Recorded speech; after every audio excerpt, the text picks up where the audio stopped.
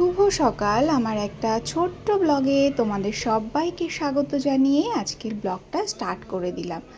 এই দেখো, সকাল সকাল ঘুম থেকে উঠেই চিন্তায় পড়ে যাই কি রান্না করব আর কি রান্না করব না। তো যাই হোক, ফ্রিজে গেলাম, ফ্রিজে কি ছিল তার মধ্যে কিছু জিনিস নিয়ে চলে এলাম আজকে রান্নার জন্যে। জানো তো, প্রত্যেক দিন শরীরটা কিন্তু সমান যায় না। আজকে যেন শরীরটার মধ্যে কেমন লাগছে, ভীষণ লেথার্জি কাজ করছে, কিছুই ভালো লাগছে না। তবু হ্যাঁ, আমার শরীর ভাল লাগছে না বলে বসে থাকলে তো চলবে না। সংসারে প্রত্যেকটা মানুষের খাওয়ার চিন্তা আমাদের গৃহিণীদেরই করতে হয়। তো সেই জন্যে শরীরের কথা বাদ দিয়ে চলে এলাম রান্নার জোগাড় করতে।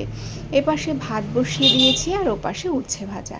এইভাবেই কিন্তু রান্না বান্না প্রত্যেকটা গৃহিণীর নজরে রাখতে হয়, শরীর যতই খারাপ হোক না কেন। আর যা গরম পড়েছে, সব কিছু মিলিয়ে মিশিয়ে শরীরে আর নিচ্ছে না, কিন্তু কিছু করার নেই। সকালবেলা উঠে আগেই আমাকে রান্না করতে হয়, কারণ হাজব্যান্ডের ডিউটি যেতে হয়।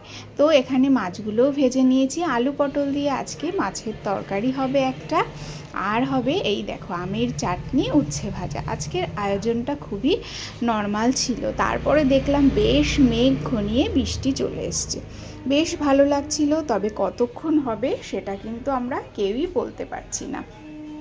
তবে বেশ ঝড় নয়, বৃষ্টির প্রয়োজন ছিল।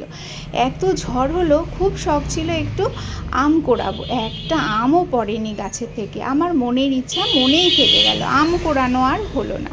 তারপর দেখি কিছুক্ষণ পরে, ওরে বাবা, বেশ ঝকমক করে রোদ্দুর উঠেছে। তারপর ঘর ঝাড় দিয়ে বাইরেটাও ঝাড় দিতে চলে এলাম। তারপর আমি রেডি হয়ে ফ্রেশ হয়ে চলে যাচ্ছি এখন পার্লারে। যেতে যেতে দেখি কি সুন্দর বোগনভেলিয়া, সেখান থেকে কিছুটা নিয়ে নিলাম। তো আজকের গল্পটা এখানেই শেষ করছি। জীবনের গল্প কিন্তু এখনও শেষ হয়নি, জীবনের গল্প নিয়ে আবার চলে আসব। ততক্ষণের জন্য সবাই খুব ভালো থাকবে, সুস্থ থাকবে, নিজেদের খেয়াল রাখবে।